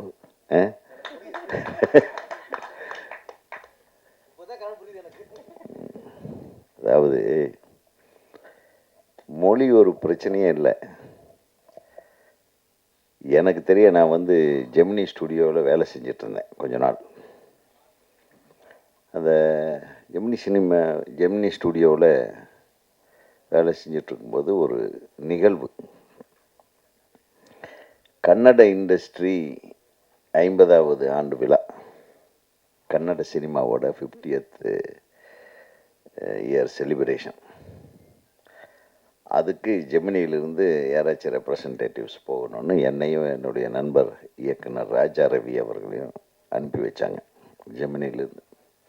நம்ம வந்து ஒரு நல்ல ஒரு இம்பார்ட்டன்ட் சீட்டு கொடுத்தாங்க. அப்போல்லாம் நான் டைரக்டர் ஆகலை. அப்போ போய் உட்கார்ந்துட்டு இருக்கும்போது யாருப்பா அந்த ஃபங்க்ஷனுக்கு வர்றாங்கன்னு பார்த்தா ராஜ்குமார் சார் வர்றாரு. அப்போ வந்து சிஎம், அவர் பேர் நல்ல பேர் மறந்துட்டேன் நான், கர்நாடகா சிஎம். பங்காரப்பாவுக்கு முன்னாடி இருந்தார் அவர். ஹெக்டே, ராமகிருஷ்ண ஹெக்டே. ஆமாம், ஹெக்டே சிஎம். அப்புறம் சவுகர் ஜானகி அம்மா, அதுக்கப்புறம் வாணிஸ்ரீ, அப்புறம் ஆர்த்தி, விஷ்ணுவர்தன், அப்புறம் அந்த அந்த பட்டாளம் ஃபுல்லாக, அதோடு சேர்த்து நம்ம சூப்பர் ஸ்டார் ரஜினிகாந்த் எல்லாரும் மேடையில் இருக்காங்க. அங்கே வந்து பார்த்தேன்னா இந்த மொழி பிரச்சனை வரும்போது எப்படி அதை ஹேண்டில் பண்ணாங்க அப்படின்றது நான் கண்ணாட பார்த்தேங்க. ஒவ்வொருத்தரும் பேசும்போது எல்லாம் கன்னடத்தில் பேசினாங்க. ஹெகடே பேசினார், மற்ற கன்னட நடிகர்கள்லாம் பேசினாங்க. அதுக்கப்புறம் ஃபைனலாக ராஜ்குமார் சார் பேசுகிறதுக்காக வெயிட்டிங்க. ரஜினி சார் பேசலை, அதுக்கு முன்னாடி இந்த அம்மா பேசுகிறாங்க. யார்? சவுகார் ஜானகி அம்மா வந்து அவங்க அழகாக கன்னடத்தில் ஆரம்பித்து தமிழில் பேச ஆரம்பித்தாங்க. ஒரே சவுண்டு விட்டாங்க. ஏய் நில்சு, ஏன் நீ தமிழில் மாத்தாடி கன்னடத்தில் மாத்தாடு, பயங்கர ரகலை விட்டு அந்த அம்மாவை பேச உள்ள நிறுத்திட்டாங்க. அதுக்கு முன்னாடி சரோஜா தேவி பேசினாங்க. சரோஜா தேவி பேசி முடிக்கும் போது எனக்கு ஜாஸ்தி வாய்ப்பு கொடுத்தது எனக்கு தமிழ் இண்டஸ்ட்ரி தான் அப்படின்னு சொன்னாங்க. அப்புறம்தான் இந்த சத்தம் ஆரம்பிச்சிட்டாங்க. இது வந்து மொழியை வந்து எதற்கு பயன்படுத்துகிறோன்றது தான். எந்த உணர்வை தூண்டுவதற்கு மொழியை பயன்படுத்துகிறோம். அந்த இடத்துல பெரிய ரகலை ஆயிடுச்சு. அந்த உணர்வை தூண்டி விட்டுட்டாங்க ஜனங்க. அப்படி இப்படி ராஜ்குமார் சார் வந்து நில்லுங்கன்றார். அவர் கையாட்டின உடனே கத்திட்டு நில்லு. அவர் நம்ம கன்னடದಲ್ಲಿ பாட்டு பாடி அப்படின்றாங்க. அதெல்லாம் பாட்டு பாட முடியாது, நம்ம கூப்பிட்ருக்கோம் தமிழ் ஆளுகளையும் சரி, எல்லா லாங்குவேஜ்லேருந்து எல்லாத்துலேயும் நம்ம கூப்பிட்ருக்கோம். நம்ம அவங்கள மதிக்கணும். அதே மாதிரி தான் நம்மளை அவங்க மதிக்கிறாங்க. அடுத்து ரஜினிகாந்த் அவர் மாத்தாಡ್ತಾ ಇದ್ದಾರೆ அப்படின்ட்டார். எனக்கு உங்களுக்கெல்லாம் ரஜினி சார், நிறைய பேர்த்துக்கு ரஜினி சாரை பிடிக்கும், சில பேர்த்துக்கு பிடிக்காது, சில பேர் கமல் சாரை பிடிக்கும், அதெல்லாம் வேறு விஷயம். என்னை வியக்க வைத்த ஒரு மனிதர். அப்போது பெரிய ரஜினி சார் ஃபேன் இல்லை. அப்போது ரஜினி சார் படம்னா விரும்பி பார்ப்பேன். அப்போல்லாம் நம்மளாம் சிவாஜி ஃபேன் தான். நான் ரஜினி சார் அன்னைக்கு பேசின ஒரு ஸ்பீச் இருக்குது பாருங்க, எக்ஸ்ட்ராடினரி ஸ்பீச். அது அவரே ஞாபகம் வச்சிருக்காருன்னு தெரியாது எனக்கு. நான் என் மனசில் செம்ம கிளாப்ஸ். அவர் என்ன பேசியிருப்பாருன்னு நினைக்கிறீங்க? நான் சொல்கிறேன். கன்னடத்தில் பேசினார். கன்னடத்தில் பேசும்போது சொன்னார், நான் வந்து இங்கே கண்டக்டராக அவருடைய கதையை சொன்னார். தேவர் ராஜ்குமார் ஆனது அவர் என்னை கூப்பிட்டு, டேய் நீ எல்லாம் கருப்பாக இருக்க, நீ எல்லாம் நடிகனாக முடியாது, போடா வேறு ஏதாச்சும் வேலை பாடுறன்னு துரத்தி விட்டார் என்ன அப்படின்னார். கர்நாடகத்தில் சொன்னார். ஆனால் என்னை கூப்பிட்டு நடிக்க வச்ச ஒரே ஆள் பாலச்சந்தர் சார் தானே அப்படின்னா. எல்லாம் அமைதி ஆயிட்டாங்க. ஒரு விஷயத்தை மட்டும் சொல்கிறேன். லாங்குவேஜுங்கிறது நம்ம நினைக்கிறத அடுத்தவங்களுக்கு கம்யூனிகேட் பண்ணுற ஒரு கம்யூனிகேஷன் இன்ஸ்ட்ருமெண்ட்னார். நான் என்ன நினைக்கிறேன்றது உங்கள்கிட்ட சொல்கிறதுக்காக பயன்படுத்தக்கூடிய ஒரு டூல், அதுதான் மொழி. அதை தெய்வமாக நினச்சி கொண்டாடாதீங்கன்னார். மொழி என்பது ஒரு கம்யூனிகேஷன் மீடியா. அது எந்த மொழியாக வேணாலும் இருக்கலாம். நான் சொல்கிறத நீ புரிஞ்சுக்கிட்டீங்கன்னா அது ஒரு மொழி.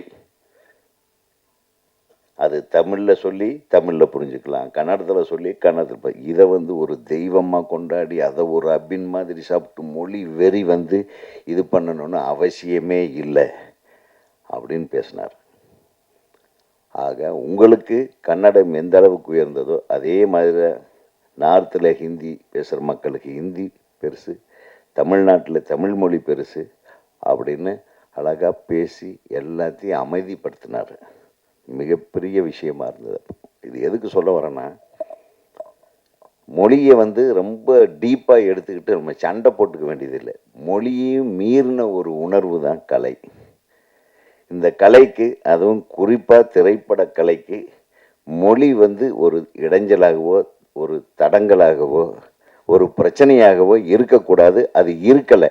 4 மொழி படங்களும், தமிழ், தெலுங்கு, மலையாளம், கன்னடம், 4 மொழி படங்களும் எடுத்த ஊர் தான் இந்த சென்னை. அதனால தான் நம்ம எல்லா மொழிகளையும் சென்னைக்காரங்க மதிக்கிறோம், தமிழ்நாடு மதிக்கிறது. 4 மொழிகளையும் வளர்த்த பெருமை தமிழ் மொழிக்கு உண்டு. நம்ம தம்பி சொன்ன மாதிரி அது எதிலிருந்து எது வந்ததுன்றதில்லை. 5, 6 அது நிறைய இருக்குது, அது சொல்லலாம். பட் நான் உதாரணத்துக்கு சொல்கிறேன். சினிமா துறையை பொறுத்தவரையிலும் ஒரு செட்டில் கன்னடத்தில் பேசுவாங்க, அதே செட்டு காலியாகும், அதுக்குள்ளே தமிழ் நடிகர்கள் போய் அதே படத்தில் நடிப்பாங்க. அது தமிழ் மாற்றம். எத்தனை படங்கள் அந்த மாதிரி. ஒவ்வொரு செட்டு இங்கே ராமராவ், அங்கே எம்ஜிஆர், இந்த பக்கம் சிவாஜி சார், இந்த பக்கம் ராஜகுமார், அந்த பக்கம் விஷ்ணுவர்தன், எல்லாரும் ஒன்றா கூடி கும்மி அடித்து எவ்வளவு அழகாக இருந்ததுயா நம்ம சினிமா. இன்னைக்கு நம்ம பார்க்குறோம் எல்லாமே சினிமாவே எங்கே ஒரு கேரவனுக்குள்ளே போய் ஒழிஞ்சிருச்சு. ஒரு கேரவனோட முடிஞ்சு போகுது ஒரு ஒரு ஒரு கலைஞனுடைய வாழ்க்கை. அப்படின்னா எவ்வளவு கேவலமாக இருக்கு பாருங்க. முதல்ல அதிலிருந்து மீட்டெடுப்போம். கேரவனுக்குள்ளிருந்து இந்த சினிமாவை மீட்டெடுத்தாவே நமக்கு பெரிய சக்ஸஸ் வந்துடும். வந்த உடனே எனக்கு ரொம்ப சந்தோஷமாக இருந்தது. நம்ம செயலாளர் எப்பவுமே டைமில் வந்துடுவார். நான் கொஞ்சம் லேட்டாக வந்தால் தான் தலைவருக்கு கெத்து அப்படிங்கிறதுக்காக லேட்டாக வரல. உண்மையாகவே லேட் ஆகிடுச்சு. நான் கொஞ்சம் பெருங்குடியிலேருந்து வர்றதுக்கு நீ சண்டே தான் சீக்கிரம் வந்துடலான்னு பார்த்தா அதே மாதிரி கூட்டம் இருக்குது, டிராஃபிக். நானே ஓட்ட வேண்டியதாக போச்சு. இன்னைக்கு மண்டே, சண்டேவா மண்டே பயங்கர க்ரௌடு. என்னால் வரவே முடியல. நான் வழக்கமாக இது 6 மணின்னு நினச்சிட்டேன் வேறு. அதுக்கப்புறம் 3:30 என்னாங்க. அப்புறம் சரி வந்த உடனேயே மன்னிப்பு கேட்கணும் அப்படின்னு தோணுச்சு. ஏன்னா ஒரு மிகச்சிறந்த கைமேரா அப்படின்ற ஒரு ட்ரெய்லர் ஆடியோ லான்ச்சு தம்பி மாணிக் ஜெய் நல்ல மாணிக் ஜெய் என் அவருடைய இனிஷியல். அதனால் மாணிக் ஜெயின் மாணிக் பாஷா மாதிரி அவர் ஆக்கிறாதீங்க. அவர் தமிழ் தம்பி தான். எப்போ ஸோ ஹீரோ ஏண்டாப்பா இப்படி பேசுகிறாருன்னெல்லாம் ரொம்ப ஃபீல் பண்ண வேண்டிய அவசியம் இல்லை. மெதுவாக கொஞ்சம் நேரம் யோசனை பண்ணாரா அந்த டிஎன்ஏ எடுத்து அவருக்கு இன்ஜெக்ஷன் பண்ணி விட்டாங்க. அந்த டிஎன்ஏ வேலை செய்யுதுன்னு அவருக்கு டக்குன்னு இந்த மிருகத்தோட டிஎன்ஏ உள்ளே போன ஒரு கேரக்டரைசேஷனு கன்னடத்தில் பேசுகிறதா, கன்னட மிருகமா தமிழ் மிருகமா ஆங்கில மிருகமா அப்படின்னு டிசைட் பண்ணுறதுக்குள்ளாரி நீங்கள் ஐயோ சரி பரவாயில்லன்றீங்க. அவர் பேசுகிறதா வேண்டாமான்னு தவிக்கிறாரு. ಏನು ಹೇಳಿ ಏನಾಯ್ತು ನಿಮಗೆ? ಏನಿಲ್ಲ, ಚೆನ್ನಾಗಿ ಮಾಡಿದ್ದೀರಾ ಅಂತ ಎಲ್ಲರೂ ಹೇಳ್ತಾ ಇದ್ದಾರೆ. They are all appreciating you, wish you all the best. So இந்த மாதிரி மனித மிருகம் தான் நம்ம பாட்டே இருக்கே, மனிதன் பாதி மிருகம் பாதி. நம்மளே நானேன்னு கமல் சாரே பாட்டார். அவரே மிருகம்னு சொல்லிட்டாரு.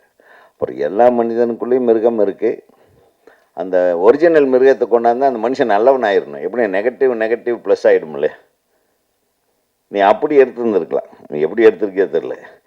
ஒரு மனுஷன் மனதில் ஒரு மிருகத்தோட இது ஒன்று அவன் ரொம்ப நல்ல மனுஷன் ஆயிடுவான். இது நல்லா இருக்குமே கதை. Negative positive. ஒரு நல்ல மனுஷனோட இதில் மிருகத்தோட டிஎன்ஏவை மிக்ஸ் பண்ணால் அவன் கெட்டவன் ஆகலாம். இப்போ தான் பேரர் சொன்ன மாதிரி அவரையும் சேர்த்து 95% எல்லாம் மிருகங்களாக தானே இருக்கோன்ட்டார்.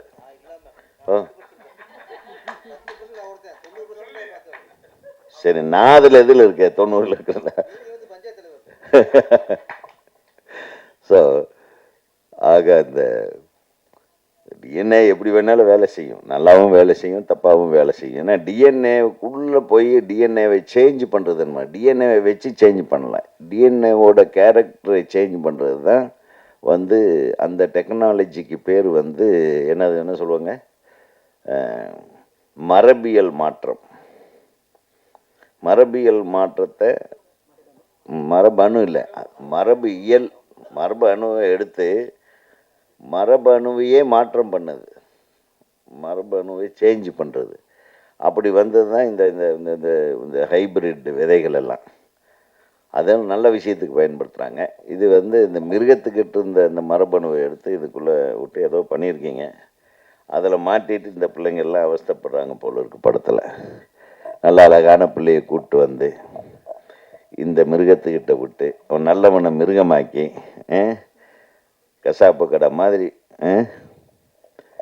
ஆக மொத்தம் இந்த படம் ரொம்ப சுறுசுறுப்பாக இந்த ட்ரெய்லர் பார்க்கும்போது பெரிய இம்பேக்ட் கிரியேட் பண்ணியிருக்குன்னு எல்லோரும் ஃபீல் பண்ணாங்க. நான் உட்காந்து பேசும்போது செயலாளர் சொன்னார், மீரா கதிரவன் அவர்களும் சொன்னார். நான் அதெல்லாம் உண்மையிலுமே பாராட்டுறேன் தம்பி. ஆக மொத்தம் எது எப்படியோ சின்ன படங்கள் எல்லாம் ஓடணும். இந்த மாதிரி முயற்சி எடுக்கிற படங்கள், ஒரு படத்தை எடுத்துகிட்டு ஒரு மனுஷன் ஒரு டைரக்டர் எவ்வளவு கஷ்டப்பட்டான்னு, கிட்டத்தட்ட 2.5 வருஷ காலம் கஷ்டப்பட்டுருக்கான் மீரா கதிரவன் அவர் எடுத்த படத்தை வச்சு. அவ்வளவு போராட்டம் சாதாரண விஷயம் இல்லை. ஒரு படம் பண்ணுறதுன்றது இன்னைக்கு படம் பண்ணி முடிச்சிருது ஈஸி, அதை கொண்டாந்து வியாபாரமாக்கி இந்த போட்ட காசை எடுத்து ப்ரொடியூசருக்கு கொடுக்கணும்னு நினைக்கிறத, செலவு பண்ண காசை பிடிக்கணுங்கிறது நினைக்கிறத ரொம்ப கஷ்டம். கடந்த வாரம் எத்தனை படம் ரிலீஸ் ஆச்சு நீங்கள் எல்லாம் பார்த்து அப்படியே உங்களுடைய இதுங்களெல்லாம் நான் பார்த்தேன். ஒவ்வொருத்தரும் விதவிதமாக விமர்சனங்கள் பண்ணியிருந்தீங்க. மிரட்டலாம், என்ன ட்ரோலிங்கு, பயமாக இருக்குது. இப்போ சினிமாவில் நம்ம இப்போ இனிமேல்லாம் நம்ம இந்த மாதிரி ஃபங்க்ஷனுக்கு வர்றதுக்கே பயமாக இருக்குது. வச்சு செஞ்சிருவீங்க போல இருக்கு. நல்லது சொன்னாலும் தப்பாக எழுதுறீங்க, தப்பாக சொன்னாலும் தப்பாக எழுதுறீங்க. என்ன தான் சொல்கிறதுன்னு தெரில. நான் உண்மையிலுமே பெரும்பாலும் நான் ரொம்ப குறைச்சிக்கிட்டேன். பொய் சொல்லிடுது நான் ஊரில் இல்லைங்கன்னு. அது பெட்ரு. நம்மளை மாற்றுறீங்க பார்த்தீங்களா, நம்ம நண்பர்கள் நீங்கள் தான். இந்த ட்ரோல் பண்ணி கடந்த வாரம் வந்த படங்கள் எல்லாம் விமர்சனங்கள் எல்லாம் பார்த்தேன். நல்லா இருந்தது. அருண் பாண்டியன் ஒரு பொண்ணு நடித்த படம் மிக சிறப்பாக இருந்தது, நான் பார்த்தேன். அதே மாதிரி 3 BHK ஒரு நல்ல படம். அப்புறம் நம்ம அனல் அரசு, நம்ம இவரோட தம்பி சூர்யா விஜய் சேதுபதியோட படம் அவரும் நல்லா பண்ணியிருந்தார், சூப்பராக பண்ணியிருந்தார். நீங்கள் அதை பற்றி மட்டும் இந்த அதை ஒரு குழந்தை பையன் மாதிரி அவனை போய் ட்ரோல் பண்ணி ஒரு தந்தையோட மனசு எவ்வளோ வேதனைப்படும் கொடுங்க. ஒரு சின்ன பிள்ளை அவன் நடிக்கணும்னு ஆசைப்படுறான், நடிக்க வச்சு யார் நம்ம விட மாட்டோம். நம்ம போய் நான் உங்கள் பையனை ஹீரோ ஆக்குறேங்கன்ட்டு நம்ம தானே போய் எல்லாத்தையும் வளர்க்குறது நம்ம தான், கெடுக்கிறது நம்ம தான். அது இழுத்துட்டு வந்தால் அந்த பிள்ளை சரி அவனுடைய கேரக்டர் தப்பாக ட்ரோல் பண்ணிப்பான். அந்த பிள்ளை என்னங்க நல்லா தான் பண்ணியிருக்கு, பிரமாதமாக பண்ணியிருக்காப்புல. அந்த ஏஜில் என்னங்க பண்ண முடியும்? மிக அருமையாக பண்ணியிருக்காங்க. நம்ம ஆட்கள் யாரும் அதை ட்ரோல் பண்ணல, வெளியே ஆளுங்க வேணுன்னே பண்ணுறது. நான் என்ன சொல்ல வரேன்னா, இந்த மாதிரி ஆட்கள் எல்லாம் ஐடென்டிஃபை பண்ணுங்கள். அதுக்கெல்லாம் யாருன்னு ஒரு லிஸ்ட் எடுங்க. யூடியூப் சேனலுக்குன்னு நீங்கள் ஒரு அமைப்பு கொண்டு வாங்க. அந்த அமைப்புக்குள்ளே அவங்கள சேர விடாமல் பண்ணுங்க. அவ்வளோதான். புரியுதா உங்களுக்கு? நம்ம சினிமாவே கொஞ்சம் கொஞ்சமாக நலிஞ்சு போய் ரொம்ப தர்ம சங்கடமான சூழ்நிலையில் இருந்துட்டு. சினிமா ஒன்று தான், தமிழ் மக்கள் துன்பத்தில் இருக்கும்போதும் சரி, சோகத்தில் இருக்கும்போது சரி, வெள்ளத்தில் இருக்கும்போது சரி, அரசியல்வாதிகிட்ட மாட்டிக்கிட்டு முழியன்னு முழிச்சிட்டு இருக்கும்போது சரி, நம்மை காக்கிற ஒரே ஒரு மீடியா திரையுலகம் தான், திரைப்படங்கள் தான்.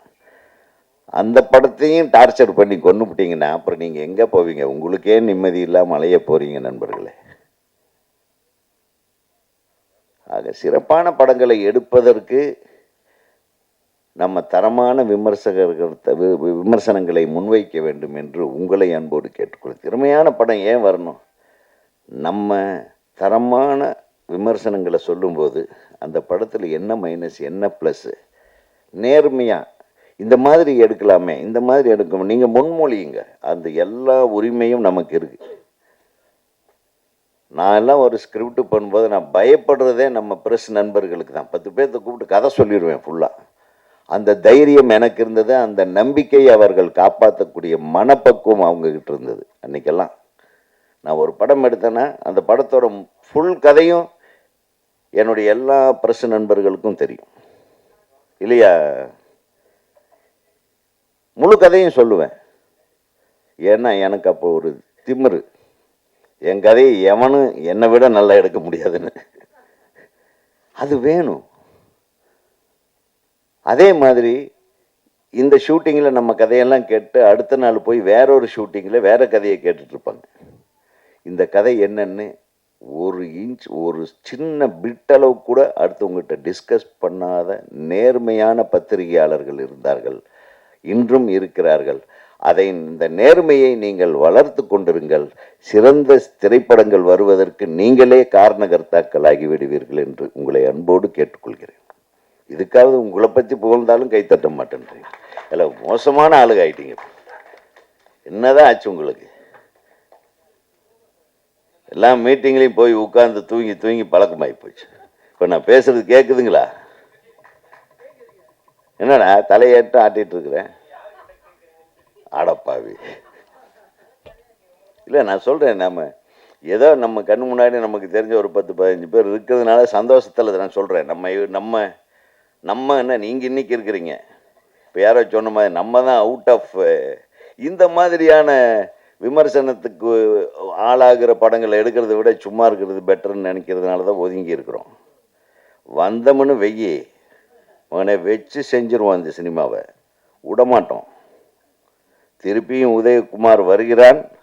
ஒரு மிகச்சிறந்த படத்தை, கமர்ஷியலான படம் தான். நான் மிகச்சிறந்த படம்னு நான் என்ன சொல்கிறேன்னா, எனக்கு மக்களை பாதிக்காத அளவுக்கு, மக்களை திசை திருப்பாத போல, மக்களை முழுக்க என்டர்டெயின் பண்ணக்கூடிய அளவுக்கு ஒரு சிறப்பான கதையோடு உதயகுமார் கண்டிப்பாக வருவான். நீங்கள்லாம் என் கூட இருக்கணும், தோளோடு தோல் நிற்கணும். அவ்வளோதான். நம்ம ஒருத்தன் வந்துட்டேன்னு வைங்க, அதே நம்ம நண்பர்கள், நம்ம சகோதரர்கள் ஒரு 10 பேர் என்னை மாதிரியே இன்று ஓய்வு எடுத்து கொண்டிருக்கும் இளைஞர்கள் எல்லாம் வந்துடுவாங்க. என்ன ஒரு சின்ன ஸ்டார்ட் அப் தான் வேணும். எழுதுங்க. எத்தனை படங்கள் இருக்கு? அவ்வளவு சீக்கிரம் எங்கள் படங்களை மறந்துட முடியுமா? நான் எடுத்த ஷார்ட்டை மறந்துட முடியுமா? ஒரு விக்ரமன் படத்தை மறந்துட முடியுமா? ஒரு செல்வமணி படத்தை மறந்துட முடியுமா? ஆபாவானன் படத்தை மறந்துட முடியாம? சொல்லுங்க, எழுதுங்க. நம்ம எல்லாம் எப்படி படம் எடுத்தோம், எப்படி எடுக்கிறேன். இப்போ வர்ற இளைஞர்கள்ட்ட எனக்கு மிகப்பெரிய கோபம். இந்த டைரக்டருக்கு, எந்த டைரக்டருக்கும் ஃபோன் சிக்க மாட்டேன்றானே, பாராட்டு சொல்லலான்னாலும் சிக்க மாட்டேன்றான். ஆக இந்த டிஸ்டன்ஸ் ஜாஸ்தி ஆகிப்போச்சு. ஒரு இயக்குனருக்கு இன்னொரு இயக்குனருக்குமே டிஸ்டன்ஸ் ஜாஸ்தி ஆகிப்போச்சு. நடிகர்களுக்கு இயக்குனர்களுக்கு டிஸ்டன்ஸ் ஜாஸ்தி ஆகிப்போச்சு. தயாரிப்பாளர்களுக்கு இந்த டைரக்டர் என்ன எடுக்கிறான்னு அவருக்கு தெரியாது. 90% தயாரிப்பாளர்களுக்கு என்னப்பா இன்னைக்கு சார் எனக்கு தெரியாது சார், அவர்கிட்ட எல்லாம் பொறுப்பை படிச்சிட்டேன் சார். எவ்வளோயா செலவாச்சுன்னு டைரக்டர்கிட்ட, சார் எனக்கு தெரியாது சார். எல்லாம் தயாரிப்பட்டே உனக்கு தெரியணும்டா. உனக்கு தெரிஞ்சாதான் நீ சரியா பண்ணுறியா சரியில்லாமல் பண்ணலையான்னு தெரியும். இன்றைக்கு வேற மாதிரி இருக்கு சினிமா. இந்த சினிமாவை மாற்றி அமைத்து இந்த கட்டமைப்பை கொஞ்சம் மாற்றி அமைக்கணுன்றதுக்காகத்தான் பெப்சி தலைவர் செல்லுமணி எல்லாரும் ஒரு சிஸ்டம் வச்சு வேலை செய்வோம் அப்படின்னு ஒரு தயாரிப்பாளர்களோட எல்லாம் பேச்சுவார்த்தை போயிட்டுருக்கு. அந்த சிஸ்டம் வந்துச்சுன்னா யார் எங்கே வேலை செய்கிறா, யார் என்ன செய்யணும், யார் என்ன செய்கிறா, இந்த படம் என்ன படம்னு எல்லாத்துக்கும் அந்த யூனிட்டுக்கு தெரிய, ஓஹோ இன்றைக்கி இந்த ஷூட்டிங் நடந்துட்டுருக்கு, நாளைக்கு இந்த ஷூட்டிங்கிறது எல்லாத்துக்கும் தெரியும். இல்லைன்னா கண்மூடித்தனமாகவே ஒரு படம் வருவோம், எனக்கு தெரியாமே இந்த சீன் எப்போ எடுத்தாங்கம்மா ஹீரோ. ஏன்னா யாருக்குமே இன்வால்மெண்ட் இல்லாமல் பண்ணுறாங்க பெரும்பாலும். இன்றைக்கி பெரிய பெரிய ஹீரோக்களுக்கே ஏன்னா அவங்க கதையை கேட்டதாக தெரியல. இப்போ வந்த பெரிய படங்கள் எல்லாம் பார்த்தீங்கன்னா கண்டிப்பாக அந்த ஹீரோக்களுக்கு அந்த கதை தெரியாது, சொல்லியிருக்க மாட்டாங்க. ஏன்னா அவங்கெல்லாம் பெரிய ஹீரோக்களாக வர்ற வரையிலும் தான் எங்களையெல்லாம் டார்ச்சர் பண்ணி என்ன கதை கரெக்டாக சொல்லுங்கள் அப்படின்னு கேட்டுருந்தாங்க. ஒரு 100 கோடிக்கு மேலே சம்பளம் வாங்க ஆரம்பித்த உடனே கதையை கேட்குறது விட்டாங்க. எவ்வளோ வருது? 100. சரி, அடுத்து ஒரு 120 வருதா? அதில் தான் கணக்கு பார்க்குறாங்களே தவிர கதையை பார்க்குறது இல்லை தோழா. உண்மைதானே? ஒன்றா அவங்க கதையை பார்க்கணும், இல்லைன்னா அவங்க கதையை பார்க்குற மாதிரி நீங்கள் எழுதணும். நீங்கள் பெரிய ஆளுக்குன்னா நீங்கள் அப்படியே நைஸாக ஒதுங்கிடுறீங்க. அவர் இப்படி திரும்பும்போது நல்லா இருந்தார், அப்படி இருந்தார் நல்லா இருந்தார், இந்த ஷாட்டில் நல்லா இருந்தார்னு எழுதிட்டு அப்படியே நைஸாக தப்பிச்சிடுறீங்க. இதே ஒரு சின்ன படம் எடுத்து அவனை போட்டு நார் அடித்து அவன் அடுத்து இந்த சினிமாவுக்கு ஏண்டா வந்தோன்ற மாதிரி கொண்டு போய் விட்டுறீங்க. உங்களுக்கு கூட இந்த டிஃப்ரென்ஸ் பண்ணி பார்க்குறீங்க பார்த்தீங்களா? அதை மாற்றுங்க. பெரிய படத்துக்கு ஒரு மாதிரி, சின்ன படத்துக்கு ஒரு மாதிரியும் விமர்சனங்கள் எழுதுவதை தவிர்த்து சிறந்த படங்களுக்கு என்னென்ன ப்ளஸ் பாயிண்ட் எழுது, கொஞ்சம் நல்லா எடுத்திருக்கலாமேன்ற படத்துக்கு அந்த இயக்குனரை வளர்த்து விடும் அளவுக்கு அந்த குறைகளை சுட்டி காட்டி எழுதுங்கள் என்று உங்களை அன்போடு கேட்டுக்கொண்டு, இந்த கைமேரா திரைப்படத்தின் பணிபுரிந்த இயக்குனரோடு கைகோர்த்து பணிபுரிந்த அனைத்து தொழில்நுட்ப கலைஞர்களுக்கும், ஹீரோயின்கள் மற்றும் அவர் ஒரே ஒரு சீனில் நல்ல வேலை ஜட்டியும் கழட்டிட்டு நில்றான்னு சொல்லி இல்லை அவர். ஏன் தம்பி, என்ன கலர் ஜட்டி,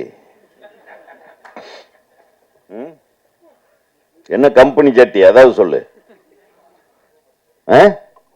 பூமர். ஸோ அவருக்கு தெரிஞ்சிருக்கு ஒரு பூமர் தான் போட்டிருப்பாங்க. திருப்பூர்காரர் அவரு.